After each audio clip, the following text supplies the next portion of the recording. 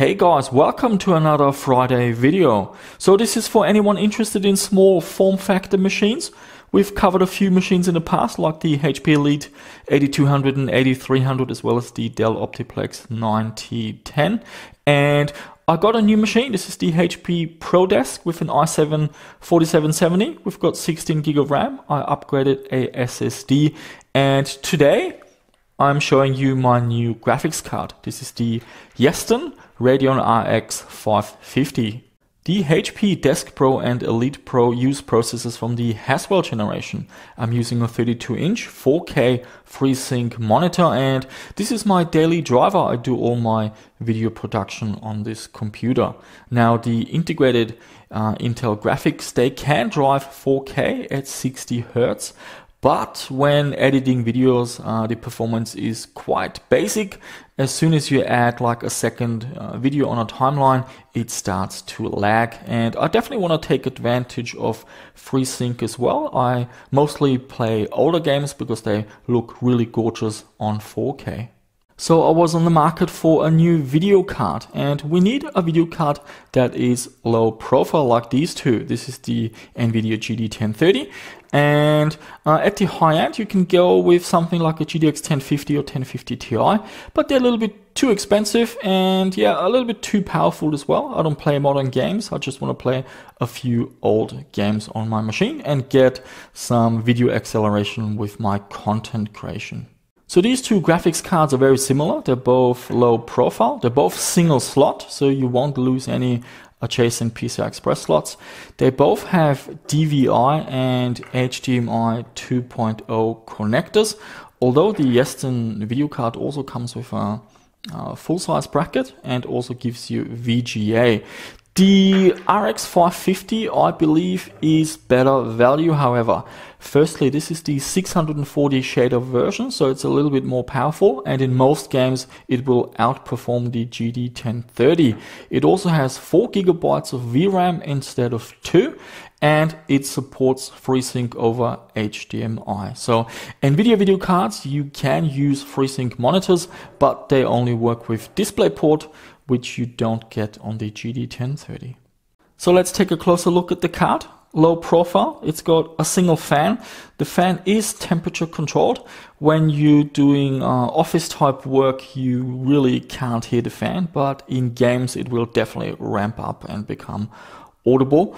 We got the rear of the card here, nothing special. And as I mentioned earlier, we have a DVI and HDMI 2.0 connectors. The box is very plain and it doesn't come with a lot of accessories. I did contact the seller to make sure it does come with a low profile bracket. There were 3 sellers I contacted. Only one responded with a proper answer and took a photo, so I bought from that seller. And in terms of pricing, I got this video card from AliExpress. I bought it for just under $100 US. So it's definitely not the most amazing price or bargain, but in the landscape of low profile video cards, they do cost a little bit more and there are not too many options. So I believe this is still very good value. Yeston is a Chinese company and they do motherboards, video cards and power supplies, and here's my collection so far. So I've got quite a few video cards from that company and they all have been working great, so I can definitely recommend it. However, there's always a little bit of a risk involved when buying from China and from AliExpress, especially if anything goes wrong. There's no local warranty. Installing the video card is fairly straightforward. The first thing we need to do is open the machine. And this is where we're going to install the video card. This is the PCI Express 16X slot. So we just push this back and then we have to remove the rear bracket for that slot. And then all we have to do is grab the video card and carefully just line it up with the PCI Express socket and push it down gently, lock it, and that's it. We're good to go. This video card has 640 shaders running at 1071 MHz, but we can overclock the video card and we will have a look at that later. We have 4 GB of GDDR5 memory with an effective clock speed of 6000 MHz. The outputs are HDMI 2, so it supports 4K at 60 Hz. It does support FreeSync over HDMI. It is low profile and single slot. The rated power is 40 watts and it does not need an external power connector. So now I'm going to share my experiences of using this card, which is using it for media playback, content creation, as well as playing games. So for media playback, this graphics card is perfect. It's got HDMI 2.0, so you can connect it to a 4K television or monitor, and you get the full 4K resolution with 60 Hz. With the colors, there's a setting in the driver to do with the pixel format. On a monitor, you want to make sure this is set to RGB 4x4x4, full RGB. If you're using a TV, this setting might be different, so best to have a look in the manual of your television. The graphics card does video encoding on the GPU, so if you're watching YouTube or a local video file, it will do the processing on the video card rather than on the processor. When you're connected to a HDMI television or monitor, you get access to a range of refresh rates. This is very handy to get the same refresh rate as the video you're watching. On Netflix, for example, you can press Ctrl-Alt-D and then have a look at what FPS the video runs. Could be 24 FPS or 23.997. And then you change the monitor refresh rate to match the content, and then you get silky smooth playback. I use PowerDirector 17 to produce all my videos, and I noticed after installing this graphics card that working on the timeline, the speed improved, especially if I had 2 or 3 video clips overlaid. The Intel graphics really struggled with that. Also, when doing the final video render, I opened Task Manager and I could see that the GPU decoder was being utilized and the rendering was happening also a little bit faster. So there are some benefits for content creators in using a dedicated video card, even a fairly affordable model like the Radeon RX 550.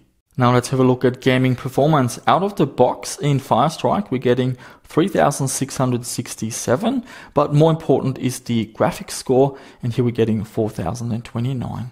To get more performance out of this video card, the first thing you need to do is raise the power limit.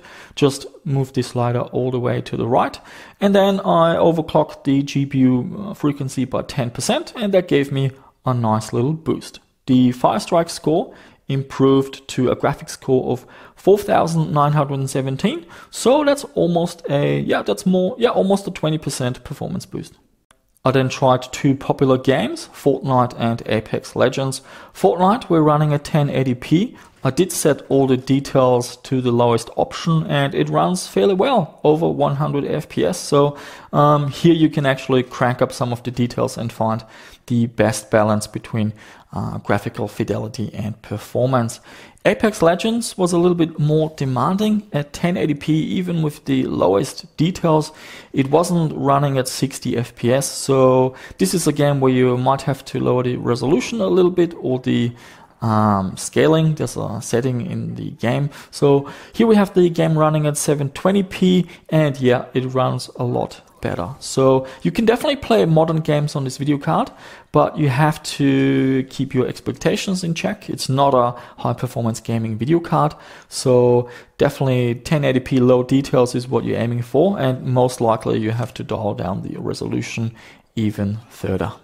I will be doing a little bit of gaming on this computer, but it's mostly older games. They run perfectly fine at 4K. I tried Half-Life 2 and also Far Cry. So Half-Life 2 at 4K, razor sharp pixels, it's really beautiful. And FreeSync makes it tear-free and also no input lag. And there are a couple of ways you can use FreeSync. I like to use the AMD frame rate target control. It's a setting in the driver. I set that to 58 FPS. And what that does is it will give you a locked, consistent frame rate of 58 FPS without the input lag that you usually get with VSync. And these old games, they run locked at that frame rate, and it's really a beautiful experience. Silky smooth, consistent frame pacing, it's a pleasure, and it's something that can't really be conveyed through a video. It's something you need to experience. And yeah, I do believe that FreeSync is not getting as much attention as it should be. It's definitely a game changer, and with a lower video card like this one, playing old games in 4K and maxing out all the details, it's actually a very fun thing to do. I also tried Far Cry, but the support for widescreen resolutions in this game is not that good. So I created a custom resolution. This is a custom 4:3 resolution of 2080 by 2160, which is 4:3. The driver wouldn't let me do it, so I had to use the custom resolution utility. But now look at that, we have Far Cry running at 4K in the 4:3 aspect ratio. Once again, the higher resolution really makes a difference, and I've once again used the frame rate target control at 58 FPS, so we're getting silky smooth gameplay. And I've been playing this for a few hours, so that let me keep an eye out for the, not an eye, an ear out for the fan noise. It definitely ramps up, and the temperatures will go to around 80 degrees and higher when the video card is overclocked.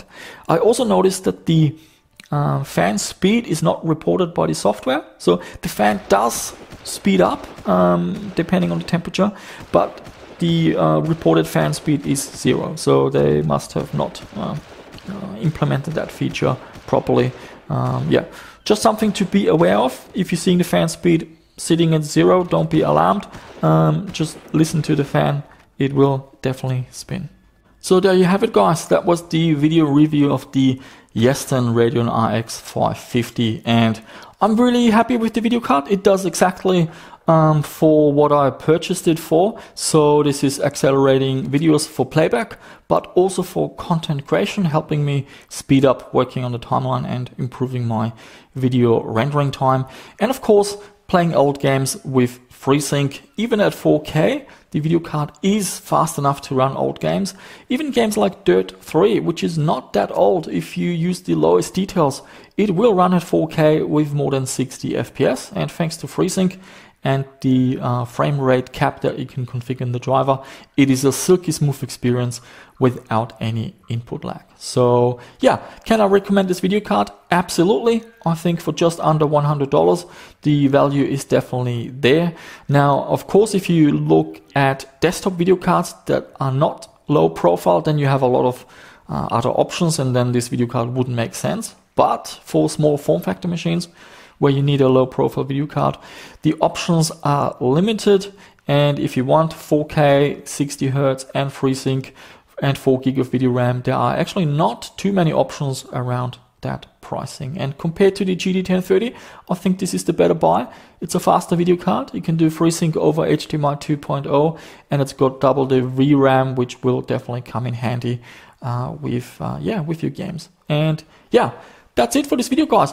I have this video card now permanently in my main desktop, so if there's anything you want me to check out, just leave me a comment and I will reply fairly quickly. And yeah, let me know what you think about small form factor machines, buying used machines from recyclers on eBay. I've been doing this now for a while. I think I'm on my 4th OEM machine. I see it kind of as renting. I can get a new machine every year, upgrade a little bit, sell the old one, or part out the parts, whatever. So it's an interesting hobby. And if a machine breaks down, I can just quickly get another small form factor machine without having to, build a custom computer and things like that. But yeah, let me know what you think. And as always, guys, thank you for watching, and I shall see you soon with another one.